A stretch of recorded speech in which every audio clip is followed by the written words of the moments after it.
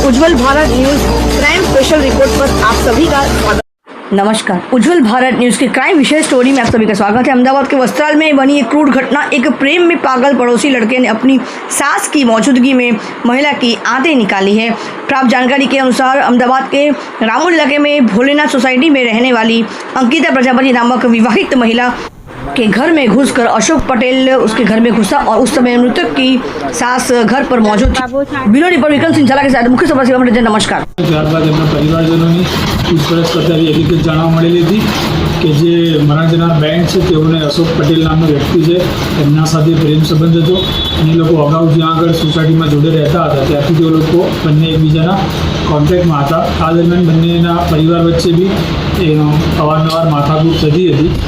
એ દરમિયાન જે મરણ જનાર છે બેન એમની પાસે એકવાર અગાઉ મોબાઈલમાં પણ ફોન કરતા એમના પત્ની જટપેલા ત્યારે બી એમના ઘરમાં ઝઘડો થયો હતો અને જે મરણ જનારના પરિવાર અને અશોકભાઈના પરિવાર વચ્ચે બી અગાઉ માથાકૂટો થયેલી હતી। તેના કારણે ગઈકાલે જે આરોપી છે અશોકભાઈ અને અન્ય એક વ્યક્તિ આવીને અને ચપ્પુના ઘા મારીને મૃત્યુ નિપજાવે છે।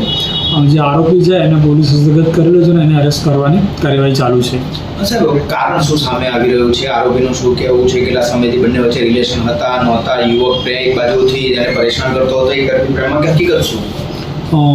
જે મરણ જનાર અને આરોપી છે અશોક પટેલ એ લોકો લગભગ 2014થી એકબીજાના પરિચયમાં હતા। અગાઉ આ લોકો જ્યાં રહેતા હતા એક જ સોસાયટીમાં રહેતા હતા એથી એ લોકો કોન્ટેક્ટમાં આવેલા હતા અને એકબીજાના પરિચયમાં હતા। ત્યારબાદ મરણ જનાર છે એના પતિને આ બાબતની જાણ થતાં જે મરણ જનાર છે ત્યાંથી મકાન ખાલી કરીને 2020માં જે અત્યારની હાલની જે સોસાયટી છે ત્યાં આગળ રહેવાઈ ગયો હતો અને પરિવારજનોનો એવો આક્ષેપ છે કે આ જે આરોપી છે આ લોકોને બહેનને અવારનવાર હેરાન કરતો હતો, પરંતુ જે બહેન અને જે અશોકભાઈ છે ત્યાંથી ખાલી કરીને અહીંયા આ બાબત બંને એકબીજાના કોન્ટેક્ટમાં હતા અને જે અશોકભાઈનું પણ ફેમિલી છે એ પોતે બાળકો ધરાવે છે, મરણ જનાર છે એનું પણ ફેમિલી છે એ પોતે પણ બાળકો ધરાવે છે અને જે અશોકભાઈ અને આ બંને વચ્ચે કોઈપણ કારણોસર ઝઘડો થયેલો હશે અથવા એ લોકોનો બનાવ રહેતો હશે જેનો ખાર રાખીને અશોકભાઈ આ બહેનને મૃત્યુ નિપજાવે છે। અચ્છા, બીજો એક આરોપી હતો એ કોણ છે અને આખું કારણ શું સામે આવ્યું મર્ડર પાછળ?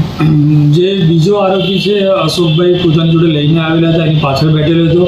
એ આરોપી જે મરણ જનાર છે એના ઘર સુધી આવેલો હતો અને અંદર જે માર માર્યો ત્યારે અશોકભાઈ એકલા જ અંદર ગયેલા હતા।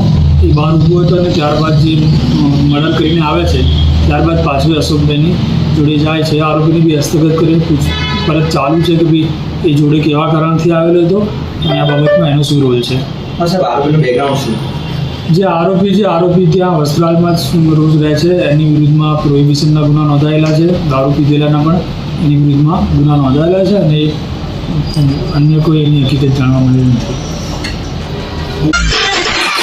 Thanks for watching UP News.